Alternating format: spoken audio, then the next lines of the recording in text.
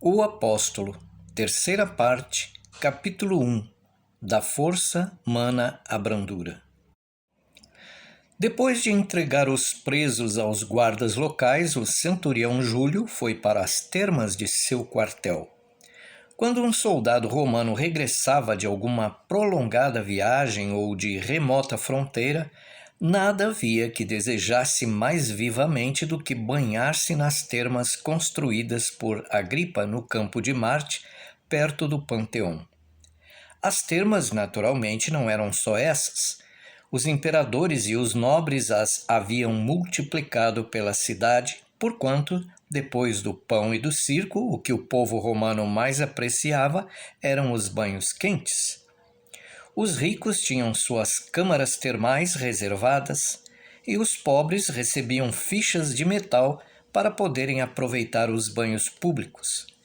Havia-os até para os escravos. O pretório possuía suas construções para os guardas, superintendentes e soldados de César. Uma ida às termas significava para o romano passar nelas a maior parte do dia, pois não eram simplesmente casas de banho. Havia piscinas quentes e frias, câmaras de vapor e outras de massagens. Os auxiliares usavam almofaças de bronze, que eram escovas metálicas para limpar cavalgadura, a fim de estimularem a circulação do sangue. E também existiam salas de jogos e de refeições, onde os banhistas podiam comer, beber, jogar e conversar. Depois de se banhar e de mandar que lhe friccionassem e ungissem o corpo, Júlio foi repousar numa cama. Perto estavam alguns legionários da guarda pretoriana. À chegada de Júlio, eles palestravam sobre a estranha coleção de presos que Félix reunira na Judéia e acabava de ser entregue na cidade. Por Júpiter, dizia um deles, ouvi dizer que esses homens não provam alimento que não sejam as nozes e figos que trazem da Judéia. Não comem nosso pão e nossa carne, nem bebem o nosso vinho, passam todo o seu tempo entoando cânticos ou murmurando preces a seus deuses. Também me disseram que quase todos são sacerdotes do templo de Jerusalém. Quem falava era Eúbulo, um macedônio corpulento e imponente da guarda do palácio. Esses judeus são muito esquisitos, sobreveio um legionário gálata. Dizem que adoram um Deus que jamais ninguém viu. Já tive a meu cargo desses presos que não me deixavam dormir a noite inteira, não fazendo outra coisa senão cantar hinos. Nem mesmo os açoitos os fazem parar de cantar. Dão a impressão de que, em vez de estarem em Roma, como presos de César, estão rezando em seu templo de Jerusalém. Parece que nem dão pela nossa presença. Ouvi dizer que em Jerusalém eles construíram um templo de ouro maciço para o seu Deus e que este lhes proibiu que pusessem nele a sua imagem. E não é só isso. Não permitem que a imagem de César transponha o seu limiar. Eu fazia parte do destacamento encarregado de levar-lhes a estátua de Calígula e eles se atravessavam em nosso caminho preferindo morrer a deixar-nos passar avante. E muitos, com efeito, foram mortos. Quando Petrônio, nosso chefe, viu que teríamos de matar todo o povo israelita, renunciou a fazer cumprir a sua ordem. Quem dizia isto era o velho Gabelo, que servira na Judéia às ordens de Petrônio. E que recompensa obtém de seu Deus por essa fidelidade? São ricos? Poderosos? Perguntou alguém a Gabelo. São os mais pobres dos pobres, respondeu o interrogado. São escravos de seu Deus e este os trata como escravos.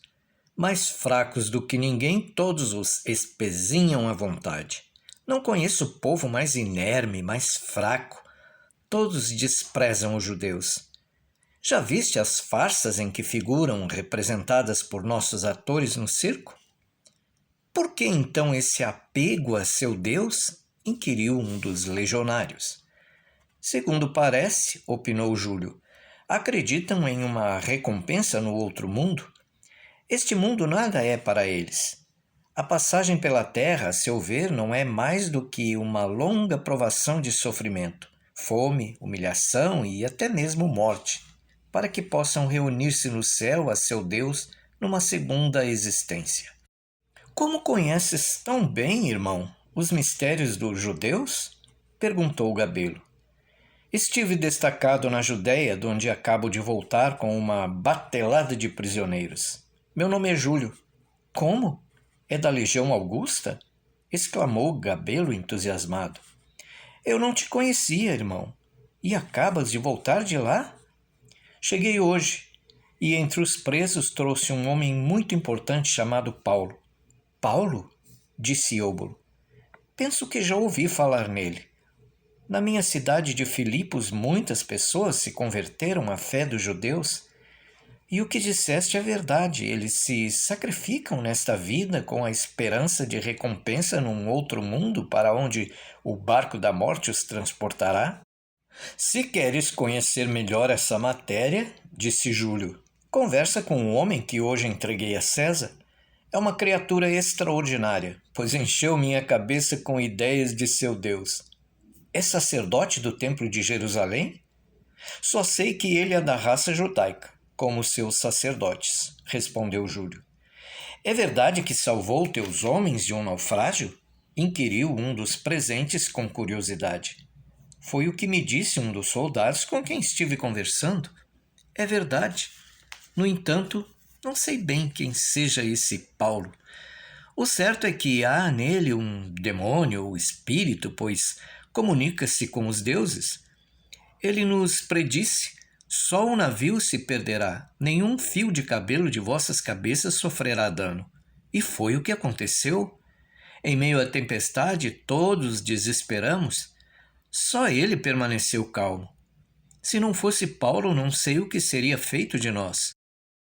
O fato é que seu Deus, como ele disse, ou quem sabe se foram os deuses, nos salvaram a todos nós por seu intermédio.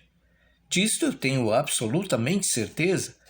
Precisais ouvi-lo pregar o seu Deus e vê-lo fazer milagres com o poder que lhe foi dado por esse Deus. Isto é ainda mais maravilhoso. Com um simples olhar eu o vi curar um moribundo. Não parece realmente que há nele um demônio? Se fordes encarregados de sua guarda, deveis acautelar-vos, pois ainda testemunhei maravilha maior. Eu o vi agarrar com a mão uma serpente que lhe havia enrolado num braço e atirá-la numa fogueira. Ah, então ele é um mágico? Conforme disse, não sei o que é. Ouvi dizer que esse poder provém de seu Deus ou dos deuses. E por que foi trazido para Roma? Que crime cometeu? Foi por uma questão de interpretação de suas escrituras sagradas. Agripa, o rei dos judeus e que também é judeu, depois que o ouviu defender sua causa, achou que não cometeu crime algum. E se não tivesse apelado para César, já o teriam posto em liberdade. Pois Paulo é um cidadão romano. Um cidadão romano! Exclamaram admirados diversos legionários. Sim, respondeu Júlio, devido ao lugar de seu nascimento. Na prisão de Cesareia foi tratado com todas as honras. Festo lhe deu muitas regalias e antes de eu zarpar do porto ordenou-me que o tratasse bem. E a verdade manda que eu diga que foi um preso exemplar. Todo o tempo em que o estive vigiando não me deu o mínimo aborrecimento. À noite, a escolta de Paulo o levou para seu novo cárcere. Lá, ele foi confiado ao jovem Eubolo, da 9ª Legião. Eubolo, que era alto e espadaúdo, acabava de voltar com Suetônio da expedição enviada para reprimir a sublevação da Bretanha. A legião de Eubolo se distinguiu naquela campanha e, como recompensa, Burrus a constituiu em guarda pretoriana, cujo aquartelamento não ficava distante do palácio de César. Paulo sentia-se extenuado com a demorada e perigosa viagem. Os anos vividos já se faziam sentir. Tanto tempo passando como um homem sem lar havia-lhe minado as forças. e sua resistência acostumada já não suportava as fadigas da sua missão. Eubulo não pretendia manter Paulo acorrentado a si, pois calara-lhe no ânimo a informação do centurião Júlio, seu guarda anterior. Agora se achava isolado na prisão, pois em Roma não permitiram que seus amigos, com ele chegados à capital do império, lhe fossem fazer companhia. Mas não estavam longe. Ficaram passeando fora junto aos muros do pretório. No primeiro dia da prisão, Paulo nada comeu, porque o alimento que lhe apresentaram era impuro. Na exaustão em que se achava, pouco reparou em seu novo guarda. Dormiu bem na primeira e segunda noite, e, ao despertar na manhã do segundo dia, observou com espanto que sua mão não estava acorrentada à mão de um carcereiro, nem mesmo estava acorrentada à parede. E num canto da prisão viu um legionário sentado, cabisbaixo, a meditar. "Amigo, és o meu guarda?" perguntou Paulo. "Sim, prisioneiro." "Como te chamas?" "Eubulo." "Eubulo, é um nome bonito. Falas o grego?" "Aprendi a língua grega na cidade em que nasci. É uma colônia romana, mas grega de origem." "Em que cidade nasceste, meu amigo?" "Em Filipos, da Macedônia." "Em Filipos, da Macedônia!" exclamou Paulo satisfeito. "É uma bela e célebre cidade." "Conheceste Lídia, a purpureira?" "Como poderia deixar de conhecê-la? Embora faça muito tempo que saí de Filipos, pois combati na Gália e na Bretanha sob o comando de Suetônio, lembro-me bem de Lídia. Ela gozava de grande consideração em minha cidade." "Pois Lídia é minha irmã", disse Paulo. "Tua irmã?" replicou o legionário atônito. "Então nasceste em Filipos?" "Não, eu sou um judeu de Tarso, da Cilícia." "Mesmo assim, Lídia é minha irmã, pois todos nós que acreditamos num único Deus vivo somos irmãos pela nossa fé, devido ao Salvador que Deus enviou a todos os homens.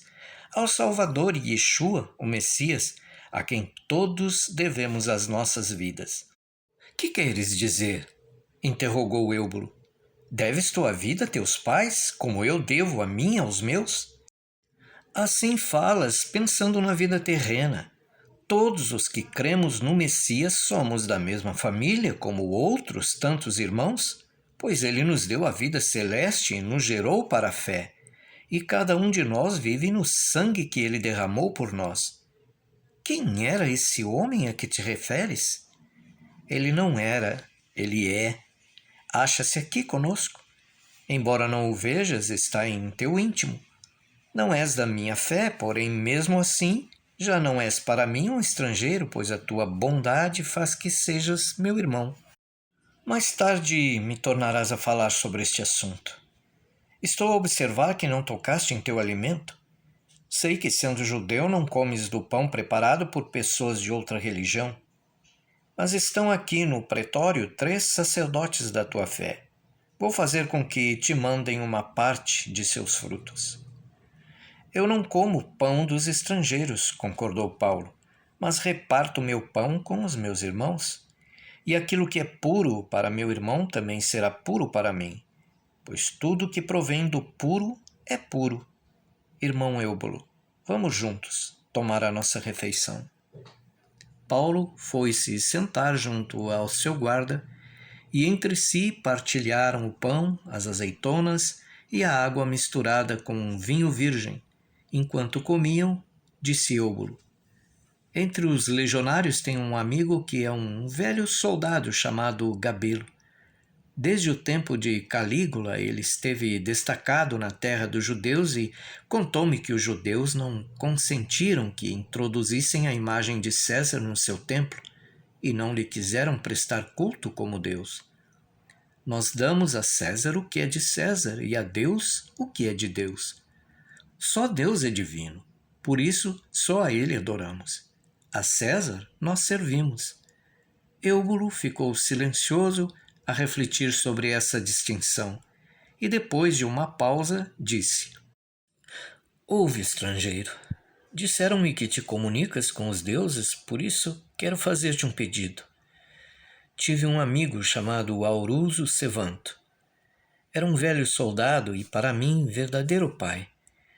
No tempo do imperador Cláudio, estávamos juntos na Bretanha, quando, numa batalha, os bretões nos cercaram e choveram lanças contra nós. Sevanto e eu nos ocultamos num bosque. Fui ferido por uma lança. Sevanto arrancou o ferro da minha carne e atou o meu ferimento.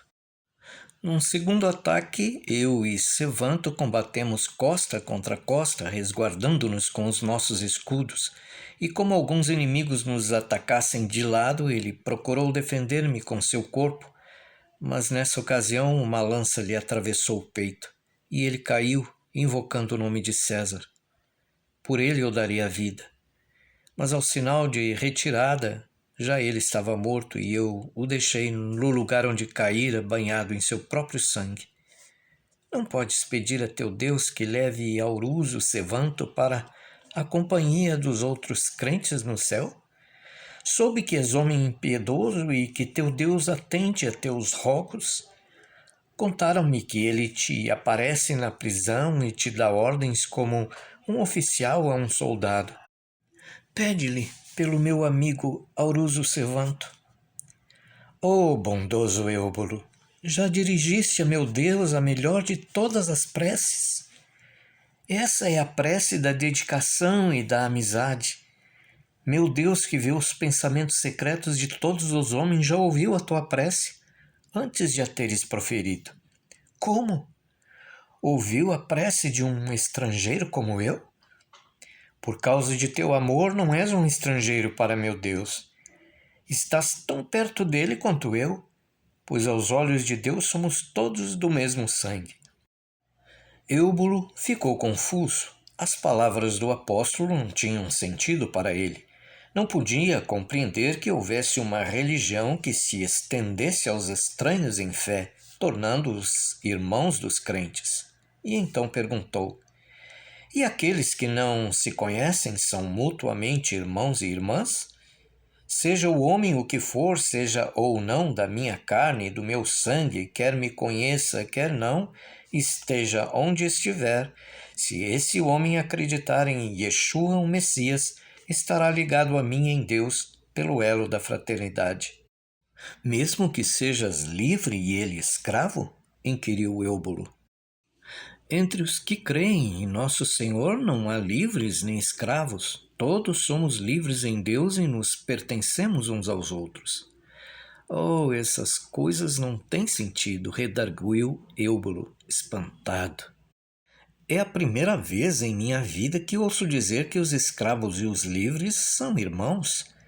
Quererás convencer-me de que eu, soldado da 9ª Legião, sou irmão dos selvagens e bárbaros bretões de cabelos vermelhos que se revoltaram contra Roma e que trouxemos cativos para aqui trabalharem como animais de carga? Podem ser meus irmãos esses homens? Ou os germanos e os negros escravos africanos? Para nós só os romanos são irmãos, pois adoramos o mesmo César e os mesmos deuses. Mas os bretões, selvagens bárbaros e de cabelos vermelhos, não foram amassados com a mesma massa de carne de que és feito? Quando tua lança se lhes crava na carne, esta não sangra como a tua? Quando os separas de suas esposas e filhos, não vês o sofrimento nas suas feições? O selvagem bretão, o germano e o africano não têm, como tu, o conhecimento do Deus verdadeiro. Mas se lhes dermos esse conhecimento, fazendo-os compreender que um único Deus nos criou a todos e que esse Deus enviou seu Filho à terra para resgatar nossas culpas com seu sofrimento, no instante em que isso crerem, eles se tornarão nossos irmãos na fé. Eubolo abanou incredulamente a cabeça. Queres dizer que todos os que creem em Deus se tornam membros da mesma família, irmãos e irmãs uns dos outros, embora não tenham os mesmos pais e até sejam de raças diversas e nascidos em diversas terras? É isso mesmo, filho. Ouve-me então. Tenho aqui alguns amigos, o velho Gabelo, a quem me referi, Lúcio e Sadônio. Vou trazê-los à tua presença e falarás com eles, assim como falaste comigo, para que todos se tornem irmãos no teu Deus. Farás o que peço? Traze-os esta mesma noite e mais outros companheiros que desejes. Eúbulo ficou estranhamente comovido e sem saber o que responder. Decorrido algum tempo, disse: Queres que eu faça alguma coisa por ti? Já me fizeste o mais que um irmão pode fazer a outro. O Senhor me confortou por teu intermédio. Mas se desejas prestar-me um serviço, ouve o que vou dizer. Fora das portas do pretório estão passeando para um e outro lado alguns amigos meus. Facilmente os reconhecerás. Um é baixo, de barbas louras e olhos grandes. Estão à espera de algum recado meu. E dize-lhes em meu nome: da força mana a brandura, e da boca do leão sai a voz de Deus. Naquela noite, Eúbulo levou seus amigos à prisão de Paulo. Eram também soldados do pretório. As legiões que serviam de guarda imperial estavam aquarteladas num acampamento pretoriano fortificado junto à muralha da cidade e em turnos serviam como guardas do palácio. Gabelo, Lúcio e Sadônio pertenciam desde muito à milícia. Haviam participado de muitas campanhas e combatido com grande bravura. Sua recompensa era servirem na guarda pretoriana. À frouxa luz da lâmpada de azeite da prisão, Paulo observou as fisionomias daqueles homens. Gabelo tinha um ar austero, usava os cabelos curtos e eriçados, tinha barbas grisalhas, olhos castanhos e nas costas, pescoço e nos ombros apresentava numerosas cicatrizes. Lúcio, muito mais moço, não tinha o ar menos austero, mas em seus olhos azuis e em seus lábios notava-se a vibração da juventude. Sadônio, que procurava retrair-se, parecia homem calado e reflexivo. Paulo começou perguntando a cada um qual era a sua terra, e conhecia todas as províncias e cidades que eles mencionavam. Oh, é das montanhas da Frígia! Exclamou. Quantas vezes galguei suas alturas, e como me lembro das águas turvas e frias da Galácia! Com simpatia e saudade se referia a seus berços natais e louvava-lhes a fidelidade, coragem e dedicação a César. Nosso Senhor, quando vivia em carne entre nós, ensinou: dai a César o que é de César. O apóstolo disse-lhes que havia uma recompensa para a fidelidade ao soberano. César não é um Deus, é um homem como nós. Só há um Deus no céu, e no começo dos tempos ele fez um pacto com o povo de Israel. Depois, apiedando-se de todos os homens, mandou-lhes seu filho debaixo da aparência de um homem e por meio desse filho fez um pacto com todos os homens da terra. Paulo falou-lhes sobre Yeshua, o Messias, que vivera na terra e ensinara os homens a seguir o caminho da verdade e da retidão, a se amarem reciprocamente e a se auxiliarem na hora da necessidade. Todos os homens, disse-lhes, eram soldados do Messias. Como somos irmãos, devemos repartir nosso pão uns com os outros. Não devemos odiar a ninguém. Devemos perdoar até os nossos inimigos que pecaram contra nós, pois eles não sabem o que fazem, e orando a Deus pedir que lhes abrande o coração. O Messias, na vida terrena, deu o exemplo que todos devemos seguir, pois, embora fosse filho de Deus e tivesse poder divino, deixou-se atar como um cordeiro e morreu supliciado numa cruz para nos purificar por meio dos seus sofrimentos. Depois, Yeshua ressurgiu dos mortos e se mostrou aos discípulos. Centenas de pessoas ouviram e o ouviram. Apareceu-me também a mim e ordenou-me que espalhasse a boa nova pelo mundo. Yeshua, o Redentor, descerá do céu brevemente e de seu trono julgará todos os homens. Os mortos surgirão das sepulturas, pois todos os que nele crerem não morrerão, mas viverão com Yeshua no céu. Nesse dia, principiará na terra o reino da justiça e da paz. Até então, nossa vida terá sido o mesmo que nada, uma luta entre feras em que os mais fortes devoram os mais fracos, vivendo os homens num lodaçal de pecado. Mas, para os que creem em Yeshua e vivem como ele viveu, já começou o reino da justiça na terra. Para eles, nenhum mal poderá acontecer, pois encaram a morte como um segundo nascimento para a vida eterna, que o Messias, quando voltar, fará reinar no mundo inteiro. Os crentes mortos reúnem-se a ele no céu como recompensa de sua fidelidade. Aos fiéis pouco importa o mal que lhe façam. Estão prontos a morrer pelo Messias, e sua vida no Messias principiará com sua morte. Os soldados ouviam em silêncio. Para Gabelo, essas ideias não eram novas. Desde muito tempo que atuavam em seu espírito, solapando os alicerces sobre os quais toda a sua vida fora edificada, isto é, César e os deuses. Desde o dia em que prestara seu juramento ao imperador e Deus, fora-lhe um servo fiel. Nenhuma nódoa existia na sua fé de ofício. Sujeitara-se com orgulho e boa vontade à disciplina e trabalhos de sua missão, às caminhadas infinitas, às ascensões de montanhas, às travessias de pantanais e às lutas com homens e feras. A história de sua fidelidade achava-se gravada com cicatrizes em todas as partes de seu corpo. Em quantas campanhas servira?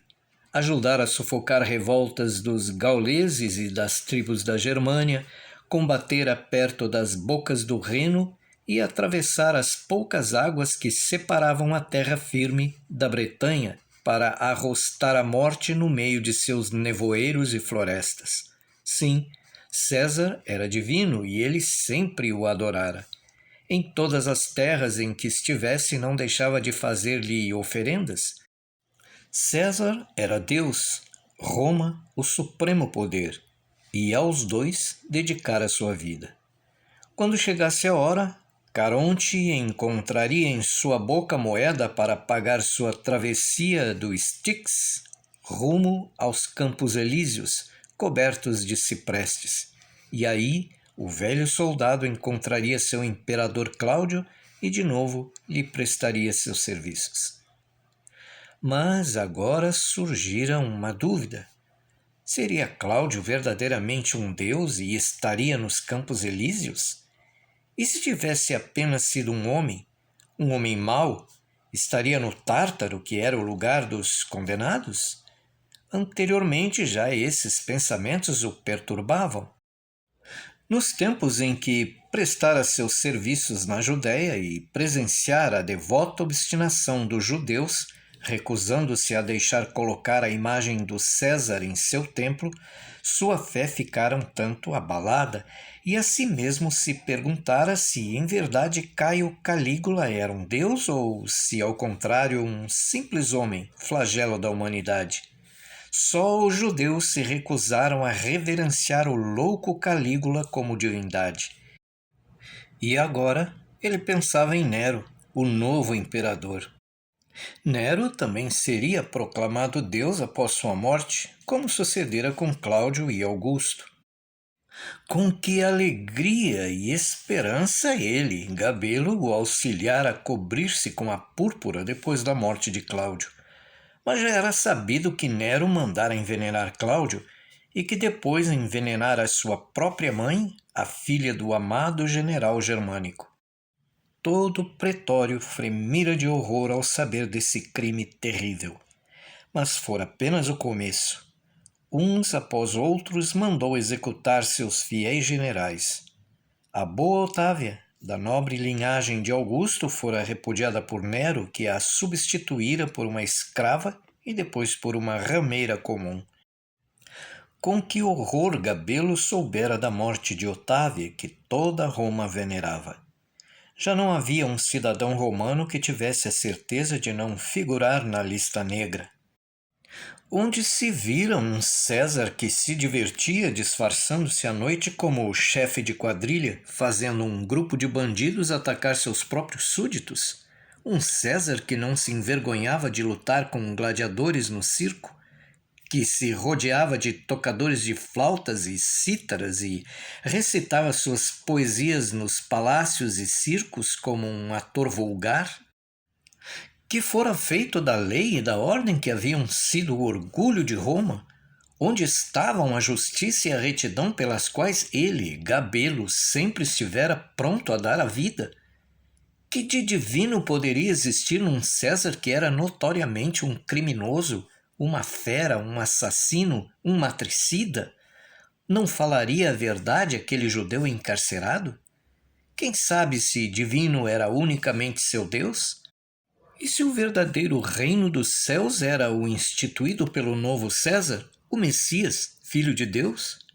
Por um tal César, imortal e divino, por um tal reino eterno e justo, deveria um homem dar a vida? Só um tal César poderia recompensar aos soldados sua fidelidade em seu serviço com uma segunda vinda além do Styx? Não era melhor morrer por ele do que pelo César romano? Que pena ter sabido isso tão tarde, depois que passara a maior parte da vida reverenciando o antigo César, pois agora restava dela muito pouco para dedicar-se ao novo.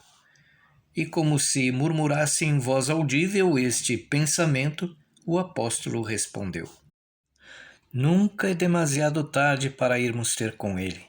O Messias estava contigo antes de o conheceres, e antes de ouvires seu nome, derramou seu sangue e sofreu as torturas da cruz para te salvar.